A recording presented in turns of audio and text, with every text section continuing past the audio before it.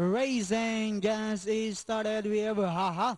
Break quickly to start, moving up on the outside. Senorita DG in the middle. Next online is going time. Grand Excess while in John Mint is the early trailer and going along for the first turn. We have Haha, followed closely by DG in second. Racing in third is going time, then followed over by Senorita.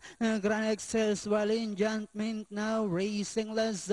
And as they swing down the back, we have Haha, followed now by Going Time by the rail. And on the outside now is DG in John Mint now moving up to take fourth.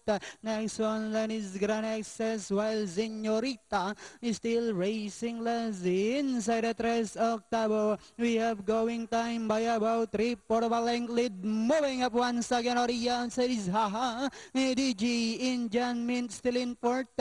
Then comes Grand Access and Senorita. We have Going Time, Haha. Once again, moving up on the outside. And as they swing for home, we have Going Time and Haha are fighting out for the lead.